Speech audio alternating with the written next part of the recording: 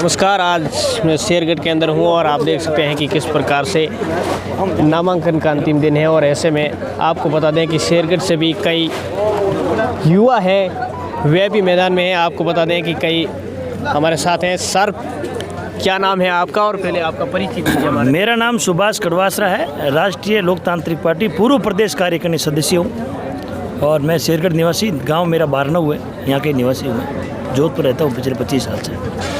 किस प्रकार से सर आज नामांकन का दिन था और शेरगढ़ में भी नामांकन आरएलपी के प्रत्याशी हैं, उन्होंने भी नामांकन दर्ज किया है, तो क्या कहेंगे, एकता कहीं ना कहीं बन पाएगी? बिल्कुल एकता बन पाएगी युवाओं में। देखिए अब कम समय में, हमारे पास समय कहाँ था भाई। आज सुबह ही तो सुप्रीमो ने आदेश किया, तुम तो जाओ, टिकट बाद में भेजते रहेंगे, आप तो जाकर अपना नामांकन दाखिल करो। अब 3 बजे 2:30 बजे हम आए और आप भीड़ देख सकते हो, युवाओं कितना आक्रोश था। हमने कोई फ़ोन नहीं किया, हमारे पास खाते का तो नंबर भी नहीं थे, सिर्फ एक सोशल मीडिया पे वो भी एक पोस्ट डाली थी, उस पोस्ट ने इतना प्यार दिया। मैं पूरा दावे के साथ कह सकता हूँ कि राष्ट्रीय लोकतांत्रिक पार्टी शेरगढ़ के अंदर विधानसभा इस जो भी प्रत्याशी होगा उसको जिताकर हम ये राष्ट्रीय लोकतांत्रिक पार्टी की झोली में ये सीट डालेंगे। सर, शेरगढ़ कहीं ना कहीं बीजेपी और कांग्रेस का किला रहा है, तो आपकी क्या रणनीति रहेगी? आप रहने के कहीं ना कहीं क्या प्रयत्न करेंगे? किला रहा है ना, उसको पाव बना देंगे। अब ये देख लेना, आप युवाओं को कितना जोश है, किले को अब हम पूरा बराबर कर देंगे साहब। हम बहुत परेशान हैं पिछले 70 साल से। राष्ट्रीय ये जो कांग्रेस बीजेपी जो तांडव कर रही है ना, 5 साल बीजेपी, 5 साल कांग्रेस, 5 साल बाबू सिंह, 5 साल उम्मीद, ये दोनों एक ही परिवार के हैं। अरे भाई पीछे और भी तो कैंडिडेट हैं, जाट समाज के वोट हैं, मेघवाल समाज के वोट हैं, भील समाज के वोट हैं। भाई टिकट तो क्या हर एक को लाने का, चुनाव लड़ने का अधिकार है ना। तो पार्टियां ये ध्यान क्यों नहीं देती है भाई? सीमेकन बैठाना, ढंग से बैठाओ ना आप। भाई कोई जाट को भी तो टिकट देना चाहिए, कांग्रेस बीजेपी पर बुलाना चाहिए, मीटिंग करनी चाहिए। यार हार जीत कोई पैसों से नहीं होती है भाई।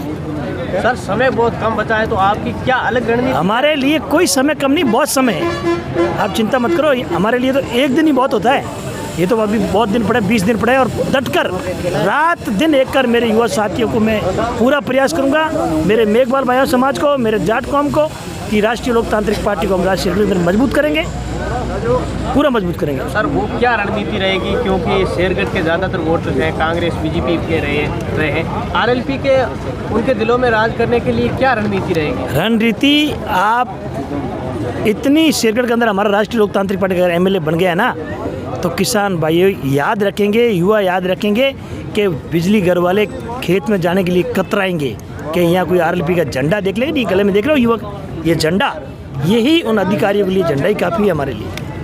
सर, एक बात हनुमान बेनीवाल को है जो गुस्सा बहुत आता है, इस पर आप कैसे देखते हैं? वो प्यार है। अरे वो गुस्सा थोड़ी ना, प्यार है भाई, वो तो प्रसाद है हमारा, ठीक है ना। उसके बगैर हम चल नहीं सकते हैं। अगर वो गुस्सा नहीं हो ना तो हम चल नहीं सकते भाई, हमारा इंजन है, कभी न कभी तो गर्म होना पड़ता है ना। क्या मुद्दे, कुछ मुद्दे क्या रहेंगे? मुद्दे शेरगढ़ के, अब यार मुद्दे तो आप खुद समझो, शेरगढ़ कितना पिछड़ा हुआ है। खेत सिंह जमाने में 8वीं से ज़्यादा स्कूल नहीं बनने देते थे। उनको पता अगर 12वीं स्कूल बन गई ना तो ये होशियार हो जाएंगे, अपने सामने कोई खड़ा हो जाएगा, ठीक है ना। जो भी शेरगढ़ के अंदर मुद्दा होगा, अब की बार हम आरएलपी से अगर कैंडिडेट हमारा जीतता है तो मैं दावे के साथ कहता हूँ कि हम ऐसी सुविधा कर देंगे शेरगढ़ के अंदर कि जैसे अब राजस्थान के अंदर सूरतगढ़ गए हो कभी आप, वो देखो दूर से लगता है कि वास्तव में कोई सूरतगढ़ है, ऐसा चमन कर देंगे शेरगढ़ को। सर, शेरगढ़ में भी कहीं ना कहीं ऐसे दौरों के अंदर गारे में अभी भी बिजली लाइट नहीं है, पानी की सुविधा नहीं है, कहीं ना कहीं आपका प्रत्याशी यहाँ पे विजय रहता है, तो आप कहीं ना कहीं प्रयास करेंगे? एक बात बता दूँ मैं आपको, हमारा प्रत्याशी, मैं दावे के साथ कहता हूँ, राष्ट्रीय लोकतांत्रिक पार्टी का कैंडिडेट हमारा 99% ये जीतेगा। अगर नहीं भी जीतता है तो भी मैं मेरे युवा साथियों को, उन किसान भाइयों को इन मीडिया से माध्यम से वादा करता हूँ कि अगर ऐसी कोई असुविधा है तो हम नई सत्ता में नहीं होते हुए भी उनकी पूरी सुविधा करने के लिए मदद करेंगे। शेरगढ़ की जीत के प्रति कितना विश्वास है आपको? 100% विश्वास है। आप देख लेना, ये 25 तारीख आई और 3 तारीख ज़्यादा दूर नहीं है, रिजल्ट आपके सामने होगा। और मैं पूरा प्रयास करूंगा, रात दिन 25 दिन मुझे मिलेंगे, 24 दिन मिलेंगे, 24 घंटे मैं सिर्फ उसमें 2 घंटे या 3 गाड़ी में ही सोऊंगा, लेकिन मेरे पूरे घर घर जाकर समस्या सुनूंगा। और मैं उनके लिए, मेरे जो भी प्रत्याशी होगा, मेरे जो दलित भाई परिवार जो प्रत्याशी हमने चुना है, वो जो भी होगा, मेरी कौम से भी मैं अपील करूंगा और पूरी मैं प्रयास करूंगा, घर घर जाकर अपील करूंगा कि राष्ट्रीय लोकतांत्रिक पार्टी को विजय बनाए। क्या लगता है अब की बार आरएलपी कितने सीटों पर विजय रहेगा? कम से कम 40 से 45 सीटें हमारी विजय रहेगी। सत्ता में कहीं ना कहीं भागीदारी होगी। जबरदस्त पैसा, मुख्यमंत्री बनेगा किसान का बेटा, तो वो देखो क्या लहर चलती है। अरे हम सत्ता में नहीं है ना, फिर भी अभी सुनील जी ने कहा ना, टोल ऐसे जाती है गाड़ी को, जाना उनके वो कोई पिताजी आ गए हैं, डंडा ऊंचा ऐसे होता है भाई, ऐसे थोड़ी होता है। जाओ निकाल के बताओ टोल, कोई कांग्रेस बीजेपी निकाल दे, मुझे बताना। सर हनुमान बेनीवाल ने एक बार जयपुर के अंदर कहा था कि अगर हमारी सरकार बनती है और मैं मुख्यमंत्री बनता हूं तो अधिकारी ऐसे कहेंगे, कोई बूढ़ा बुजुर्ग वहां थाने के अंदर गया तो अधिकारी ऐसा कहेंगे कि बाबा चाय पियोगे या कोल्ड ड्रिंक मंगाऊं, ऐसा होगा। 101% बदलाव होगा। और ये तो अगर सत्ता में नहीं भी आ गए ना, तो हम शेरगढ़ के अंदर तो मैं ये कर ही दूंगा, ये पक्का वादा करता हूँ मेरे युवा साथियों से, पक्का कर दूंगा। मुझे युवा लोग याद करते हैं, इनको पूछो, कई लोग हैं कि मैं अभी चले गए, इनको पूछो, फ़ोन करते हैं, ये भाई साहब बैठे टोल पे फ़ोन करते हैं। मैं टोल नहीं लेकर, तो आप कोशिश कर लेना, कोई भी बंदा अगर रात को जाता है, भाई ऐसे तो नहीं आप कोई टैक्सी परमिट 10 लेके गाड़ी से, वो तो नहीं कह सकता, लेकिन आप कभी भी अगर ऐसी बातें हो तो आप मेरा नाम लीजिए, आपको टोल बिल्कुल नहीं लगने देंगे। सबसे पहले मेरे शेरगढ़ वासियों को टोल मुक्त करूँगा, ये मेरा वादा रहेगा, चाहे मैं सत्ता में आए या सत्ता में चाहे नहीं आए, टोल नहीं लगने देंगे इसको।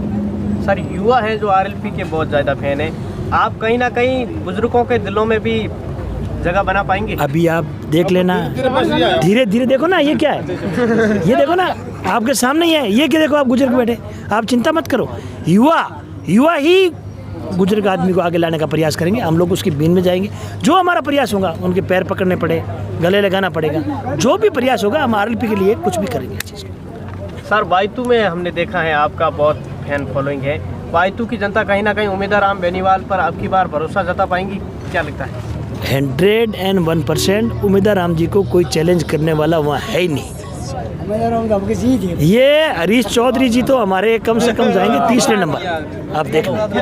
हरीश चौधरी कह रहे हैं बढ़ता बायतू के स्लोगन से आप बढ़ गया ना, बढ़ गया, बहुत बढ़ गया भाई, तो देखते नहीं हो आप, वो हमारे कृष्णाराम जी कह रहे थे मींगने गुड़ के, मैंने तो कहीं गुड़ते हुए देखे नहीं मींगने, तो उनका ही बढ़ गया होगा। चला गया बाड़मेर की तरफ गया, भाई तो बढ़ा गया, आपने देखा किसी ने? चला गया बाड़मेर तक, चला गया, बढ़ गया, पक्का बढ़ गया। पिछली बार कहीं ना कहीं पाटोदी से चूक गए थे, तो अब की बार क्या कुछ रणनीति? आप देख रहे हो मुसलमान भाई सब साथ में आ गए भाई, उन्होंने क्या हरकतें की आपको पता है ना, लोगों की ज़मीनें खा गए, ये तो उनका पैसा रहा है, लेकिन अब की बार मुसलमान भाई उम्मीदवार राम जी के दिल से साथ में है। आपको लगता है हाजी मूसा खान कद्दावर नेता माने जाते हैं बड़नुआ से, वो अब की बार उम्मीदवार राम बेनीवाल के साथ है ना? आप देख रहे हो किस तरह से हनुमान जी के साथ हाथ खड़ा किया, क्यों कहीं न कहीं वो पीड़ित है भाई, ऐसे कौन आना चाहता है साथ में, बताओ कोई आना चाहता है क्या? अगर आपको बीजेपी कांग्रेस अगर सुख देती तो ये तीसरा मोर्चा लाना पड़ता क्या हमें? ये तो बताओ आप भाई, समझदार है आप, मीडिया चलाते हो, ये तीसरा ठाव क्यों मांडा भाई हमने? क्योंकि कहीं न कहीं किसान और युवा परेशान है कांग्रेस और बीजेपी से। तीसरा फ्रंट सर ऐसा माना जाता है, चलो हम तुम्हारे साथ हैं। तीसरा फ्रंट, हेलो भाई, आप क्या कुछ रणनीति रहेगी जो अब की बार तीसरा फ्रंट 100% मजबूत होगा? 101% मजबूत होगा और युवाओं को पूरा इसके तीसरे मोर्चे को फायदा मिलेगा। हम कभी भी इस चीज़ को लेकर बैकफुट नहीं जाएंगे। बहुत बहुत आपका धन्यवाद। धन्यवाद दोस्तों, आप देख सकते हैं कि हम इस वक्त शेरगढ़ के अंदर हैं और शेरगढ़ की कई जनताओं से बात करने की कोशिश की, हमारे साथ युवा लोग भी कई हैं, आप देख सकते हैं। Bureau report SKJ TV Shergarh.